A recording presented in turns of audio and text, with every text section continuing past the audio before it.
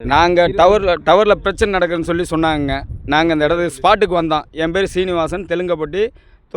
தெலுங்கப்பட்டியிலேருந்து இங்கே வர்றதுக்குள்ளே இங்கே வந்தோன்னே வந்து போலீஸில் ஜீப்பில் ஏற்றிட்டு வந்து கேட்டாக்க நாங்கள் வந்து இது மாதிரி கம்பி இழுக்கிறதுக்கு இந்த டவர் லைன்காரங்களுக்கு சப்போர்ட் பண்ணிவிட்டு போலீஸ் வந்து இங்கே வந்து அடக்குமுறை பண்ணி இவங்க எல்லாத்தையும் ஒரு கிட்டத்தட்ட ஒரு 40-50 போலீஸ் இருக்கும் வந்து இருந்துக்கிட்டு அந்த இடத்துக்குள்ள உரிமையாளர் வந்து 5 பேர்த்துக்கிட்ட ஒருத்தர் மைன் வாங்கினவங்ககிட்ட மட்டும் கையெழுத்து வாங்கிட்டு ஒரு அக்ரிமெண்ட்டு டைப் பண்ணி அந்த அக்ரிமெண்ட்டில் கையெழுத்து வாங்கிட்டு மற்றவங்க யார்கிட்டையுமே கையெழுத்து வாங்காமல் அந்த அக்ரிமெண்ட்டை பதிவும் பண்ணாமல் லைன் போட்டான், நாங்கள் பணத்தை கொடுத்துட்டோம், நீங்கள் முடிஞ்சால் உன்னால் பாரு அப்படி இப்படின்ட்டு போலீஸை வச்சு மிரட்டி போலீஸ் அவங்கக்கிட்ட பணம் வாங்கினாங்களோ என்னமோ அது அவங்களுக்கு தான் தெரியும். அவங்க வந்து இப்போ இங்கே வந்து இந்த அம்மா தனங்கிற அம்மாவை போட்டு பிடிச்சி போலீஸ் லேடிஸோடு பிடிச்சி இழுக்கிறாங்க.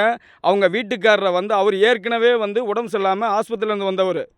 அவரை வந்து அடித்து துன்புறுத்தி அவரையும் இந்த ஒரு அண்ணன் மாணிக்கண்ணங்கிறவர் 2 பேர்த்தையும் ஏற்றி வேனில் ஏற்றி உட்கார்றான்னு சொல்லி சட்டையை கோத்து பிடிச்சி உள்ளே தள்ளுறாங்க.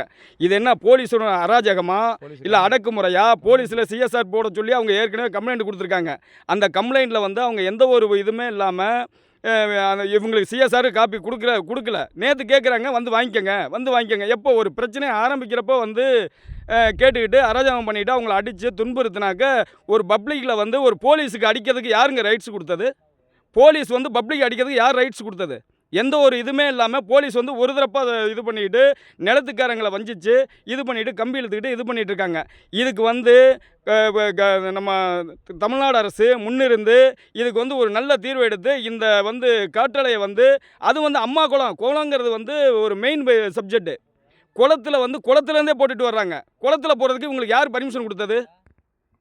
தாசில்தார்கிட்ட பர்மிஷன் வாங்கியிருக்காங்களா? எந்த ஒரு ஆர்டருமே இல்லை. எந்த ஒரு ஆர்டர் காப்பியுமே இல்லாமல் இவங்க வந்து போட்டுக்கிட்டு நீர்பிடிப்பு பகுதியில் வந்து போட்டு கொண்டு வந்து ஒரு பட்டா நிலத்துலேயும் இதே மாதிரி போட்டு கொண்டு வந்து அராஜகம் பண்ணிகிட்டு இருக்காங்க.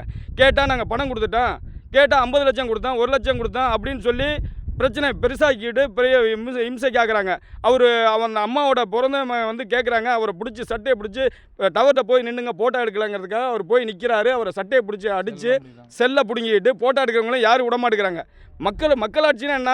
யார் வேணாலும் போட்டோ எடுக்கலாம், யார் வேணாலும் இது பண்ணலாம், கம்ப்ளைண்ட் பண்ணலாம், யாரையும் கேட்கறதுக்கு அதிகாரம் இருக்குது அவங்களுக்கு. அந்த அதிகாரத்தை பயன்படுத்தி தமிழ்நாடு போலீஸ் தோகமலை காவல்துறை வந்து ரொம்ப அராஜக முறையில் நடந்து அவங்கள பெரிய அட்டூழியம் பண்ணிட்டாப்புல. நாங்கள் கேட்குறவங்கலாம் நேற்று இந்த கம்பெனிக்காரங்கள்ட்ட நான் பேசினேன். உங்கள்ட்ட என்னங்க ஆதாரம் இருக்குது? அந்த ஆதாரத்தை கொடுங்க, நாங்கள் பார்க்குறோம். இல்லை எங்களுக்கு கம்பெனியில் வந்து வேலை செய்கிறதுக்கு தான் ஆதாரம் இருக்குது. அப்புறம் எப்படிங்க நீங்கள் வந்து அத்துமீறி நீங்கள் வந்து செஞ்சிட்ருக்கீங்க அப்படின்னா போலீஸ் அவங்கள கூட்டிகிட்டு வந்துட்டு உள்ளே இருக்கிறதுல இழுக்க ஆரம்பிச்சிட்டாங்க. இதாங்க நடந்தது. வன்மையாக காவல்துறை மேலே நடவடிக்கை எடுக்கணும். எடுத்து பாதிக்கப்பட்டவங்களுக்கு என்னங்கிற